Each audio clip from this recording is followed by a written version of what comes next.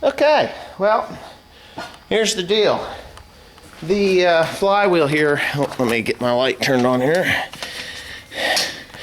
Flywheel here is so bad that I am not going to use it again. So, I'm replacing it, no big deal. It's sitting here. Brand new flywheel, $535, thank you very much. Yeah, the clutch pack was so bad that I decided that the discs and the everything is just junk. So what I did was I went to Wanger's of Myerstown, Pennsylvania. Anybody's looking for used parts, pretty decent place to get it. And I got a nice new or remanufactured one. Yeah, there it is. Yeah, why the hell is that dirty? So anyways, they resurfaced this, or yeah, they resurfaced it or put new parts in there. It's got all brand new springs and stuff in there, so it's good and tight and where it needs to be. So what I'm gonna do is, yeah, valuable core. This valuable core was shipped in exchange basis from High Capacity. So High Capacity is the one that rebuilt the core, or rebuilt the clutch. So I'm going to stick all that crap in there, and first I'm going to get this thing off of here, and I got to remove these pins. I'm not exactly sure how they come out because I have never taken them out, but these are only, you know, half-inch hardened bolts, and then that'll come right off the engine, the back of the engine. So that's what I'm going to start doing right now. I'm going to turn my heat on because it's cold. Right, I've been working on this tractor here, not really too hard, but I got the flywheel on, and the clutch plates are in. They're new.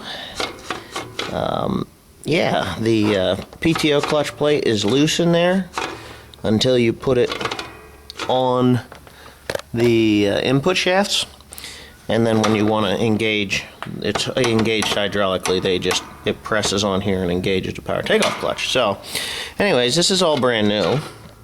This is a reconditioned clutch pack, new springs. You can't see them because I put them on there. Well, maybe you can, they're in there. The flywheel's brand new, I think I said that already.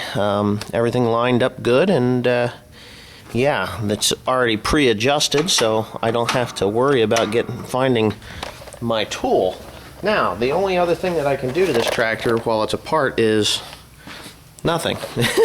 It's done. I'm gonna probably slide it back together again tomorrow because, well, I got some other things to do tonight, and I'm pretty tired. I've been up since 3. So anyways, that's that. It went together really easy. I torqued these bolts down here to specifications, and I couldn't handle the camera and everything else while I was doing that. So yeah, and I think I said already that I had to send back the old clutch pack because they gave me $100 for it as a core. There's a core charge on it. So anyway, yeah, and the flywheel came with a new starter ring also. So yeah, so that's that. So this thing's going back together pretty easy. Yeah, nothing really that big. And when I get her bolted together, we'll fire it up, and then I have to start on this part over here, which is going to take, I'm going to shut this light off so it's going to get dark here. But yeah, it's going to, yeah, don't mind the mess. Everything's a mess around here lately. This is hold on a second. This is the rock shaft housing.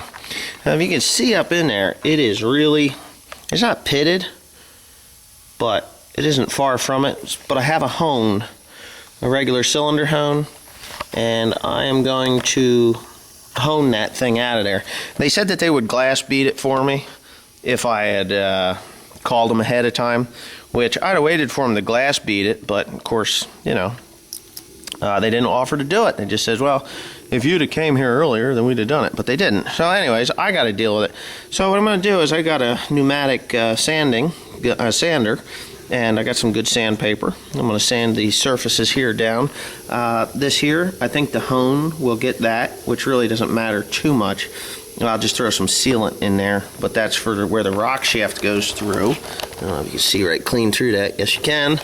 And underneath here, the flat surface on the bottom needs to be just cleaned up. I mean, this is off. This one's actually off of a 4320. This is the same rock shaft housing that's on the 4020. I believe the 4010s is the same also, but 4020, 4320. It might be different than the 4010. I don't know. You never know. I think they're the same, but who knows? I haven't torn the 4010 apart in years, but that's another one that when I get some time, I'm going to bring that bad boy in there. That gets a new engine and I think a new clutch and a new engine, new clutch. So while I tear that apart, but that'll be a while. That'll be a long while. I still have to deal with the 4450, which is at the back of the building there. That's a cab off synchronizer, top shaft synchronizer rebuild. And hopefully I get this part done because I've already got $1,965 involved in this, and it's still in 2 pieces. So, by the time I get the hood pounded out and everything else done, we're going to have a few $1,000s into this tractor. But it needs a couple of other parts too, which aren't really that big a deal. But anyways, there it is. That's the next thing once I get that back together and started up. Because my pull arms are around the back here, and I do need to rebuild the eyes on the back of that because they're just shot. But I don't think I'm going to do that right away. My main concern is to get that rock shaft housing in because it's leaking oil, and with the price of oil, that 55-gallon drum right there, over $600 for that.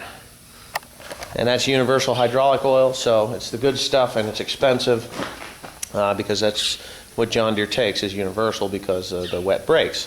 So anyways, that's the story with the 4320, and I'll show you some more tomorrow while I'm putting her back together.